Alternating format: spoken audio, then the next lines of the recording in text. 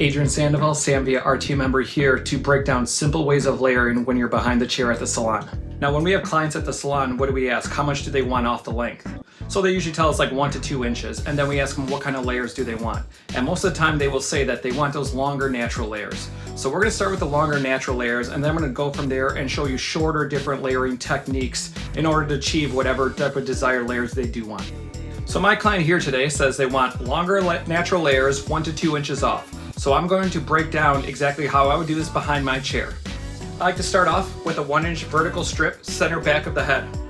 I'm going to grab as low as possible just so I can get some of that length in my hands so I can use that as a guide as my fingertip. So when they want longer natural layers, what I like to do is I like to go 45 degrees above horizontal. This is horizontal, this is 45 degrees below horizontal, and I like to go 45 degrees above horizontal, following that round of the head and knocking off that corner.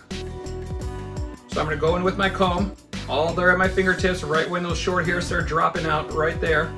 I'm going to go in, drop it down to a length, keeping that same tension and removing that with point cutting technique. I'm going to continue on. I'm going to be taking a previous section that's already cut and a new section, so I do have a guide. So I have a guide for my previous section, but I also look for that shortest point where that length connects to the layers. Continue on, taking my fine teeth part of my comb, looking for that short point right at my fingertip from the length, and removing any of that long hair.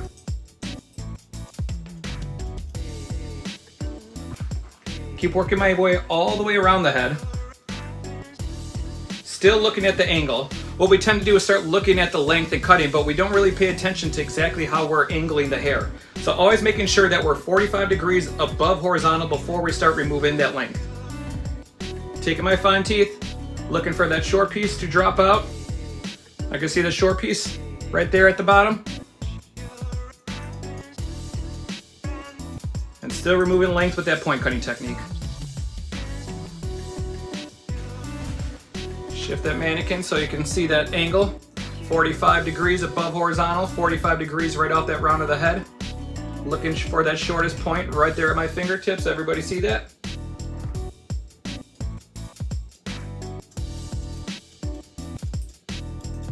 And removing that length. So I'm going to continue on the sides. We do have to be careful with the sides though, because the hairline at the bottom goes a lot lower and it's a lot more dense back here. With the sides, if we overlayer this, what you're going to do is eliminate some of that nice heaviness from that length, and then it starts kind of looking a little too fine. So being careful that we're not overlayering the sides and treating it a little differently like we do with the back. Taking that fine teeth, looking for that shortest point at my fingertip, and removing that length. So being a righty, I like to stand behind the guest when I'm cutting the right side. I'm going to take those vertical sections, following that 45 degrees above horizontal, following that round of the head, and cutting that corner off. And then I started cutting the left side, standing behind, and putting my body in a lot more awkward position because that is our non-dominant side. And my left side always tend to get a lot longer than my right side. So now what I do is I'll take that right side, and what I'm going to do is continue to shift my body all the way to the left to maintain that same body position. And so my left side is not longer and not putting my body in those awkward positions. So I shifted the mannequin head. I already cut that center profile vertical section. So I'm going to go just a little off center to that left side. Grabbing a little section from that previous guide. Taking my fine teeth, combing all the way up. Look for that short piece right there at my fingertip. And then removing that corner.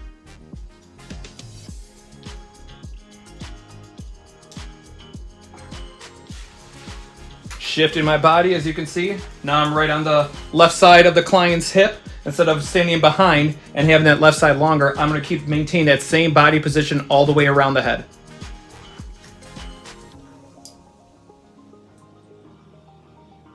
Pulling up, treating these sides a little differently. Once again, we want to keep this a little bit longer. The sides tend to be not as dense as the back, and the hairline does not go as low as the back. So we don't want to cut any type of length off the solid form and make it look any weaker in the front than it does in the back. Looking for that short point right there at my fingertip and removing that corner in the middle. So after I'm done layering, I'm going to cross-check. So when I layered the left and the right side, we pulled out 45 degrees above that horizontal following that round of the head. So then when I come to cross-check it, I'm going to bring it all the way up and it should have that rounded shape. You're going to hear these be called round layers in salons. So lifting up, looking for any unwanted corners at the top. Combing back to that next layer, using my fine teeth so I can have a lot of tension. Going around and cleaning up any hair that's out of place. So I did a nice natural round layer, keeps the hair a little bit longer. Now this mannequin's kind of a medium length, but on people with the hair longer, this is going to be a great technique, following that round of the head, taking that corner off. So we could be done, and then we have that client say, can I get a little bit more layers? So our mind goes to doing the exact same technique and cutting like another inch off. But I start asking them, so do you want to see more height at the top? And usually they will say yes. So that's when I'm going to go into this next technique. I'm going to continue on still taking those vertical strips. Instead of pulling out that 45 degree at the round of the head, I'm going to have this hair stand vertically straight up. And I'm going to swing my fingertips up using that top part as a guide and then cutting downward as I get to that crown. So my fingers are at a 45 degree upward angle, the hair is vertical, and what I'm doing is creating a little bit more height and a little more volume at the crown. Go on to my next section. Once again, let's stop looking at the hair. Let's start looking at the root and making sure that we are elevating it in the correct way. Taking everything 45 degrees above, swinging my fingertips on a 45 degree upward angle. Hair is elevated vertically straight up and removing length. So you can already see that these short layers are already popping right at the crown.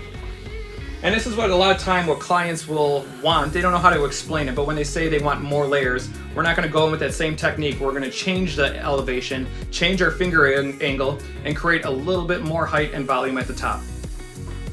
Last section around the hairline, I'm going to elevate straight up.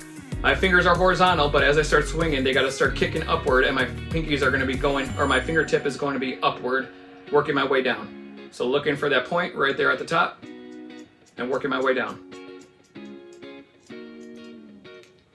Making sure I'm looking at that root, elevated straight up, short piece right there at my fingertip, and working my way down. This is my last section behind the ear. So I know this hair is a lot more dense and can be layered a little bit more than the sides. Straight up, swinging those fingertips up, looking for that guide right there at my fingertip and working my way down.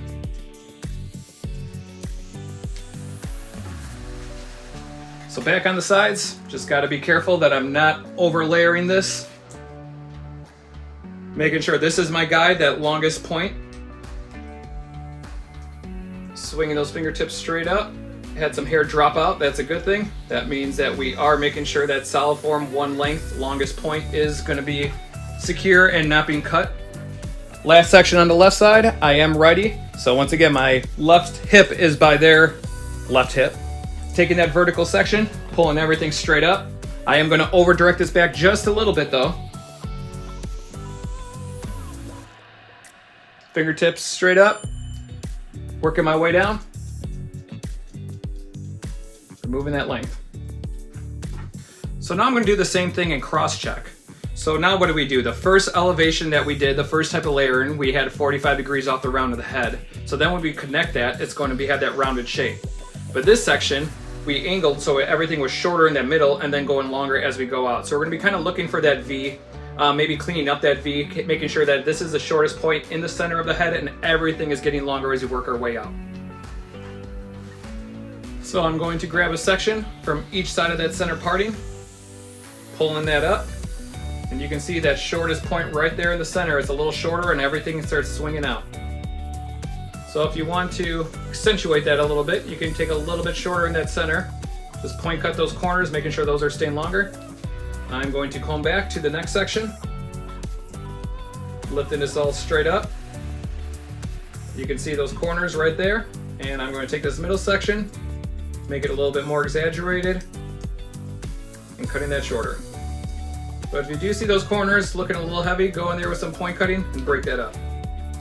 So the layers we did, we had those shorter ones in the crown that we just cut. The first elevation, you have layers in the middle, but right here from like 2 inches down, that has been secure and not cut at all. This is still kind of one length and blunt. So our first elevation was 45 degrees above horizontal. We took that corner off. And then what we did for the second one to create layers in the crown, we pulled everything vertical, but our fingertips were on that 45 degrees going upward and cutting shorter as we worked our way down to the crown. But now what we're gonna do is pull everything completely horizontal. Look for that corner right there where all that short hair is, right there at the bottom.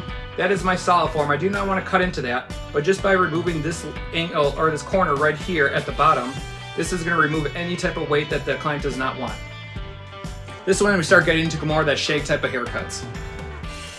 So going in, continuing, taking that vertical section, pulling everything straight out, looking for that short piece there at my fingertip and removing that corner at the bottom. So I do not want to do this on the sides. Like I said, the sides, the hairline is a lot higher than the back. So if we would pull completely horizontal on the sides, this is going to remove all that length and it's going to look a lot weaker on the sides. So I'm going to make sure that I'm separating right behind that ear where their hairline becomes vertical. Pulling back just a little bit to make sure I'm not cutting too much off. Looking for that corner. Here's my solid form, there's my one length, there's the layers that we cut. And what we're going to be doing is taking this corner and blending that in and removing any type of weight at the bottom. Pulling everything straight out, looking for that corner. There is my length there right at the bottom. There is the layers that I created. And here is the corner that I'm going to be removing.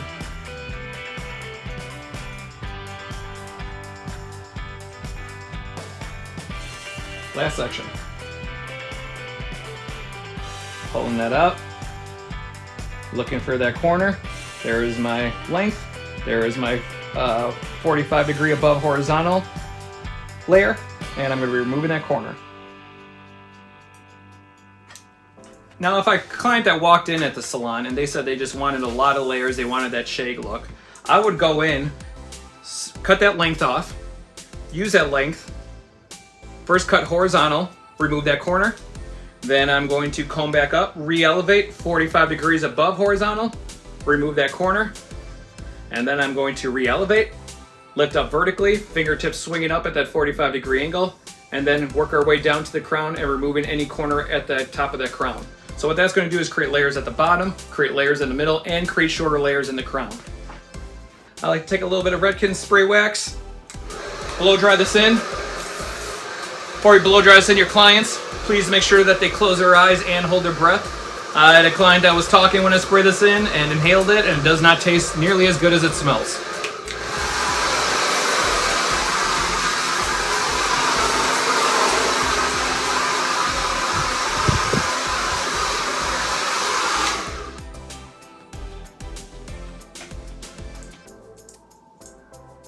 I'm Adrian Sandoval, Sam via ArTeam member. Thanks for watching.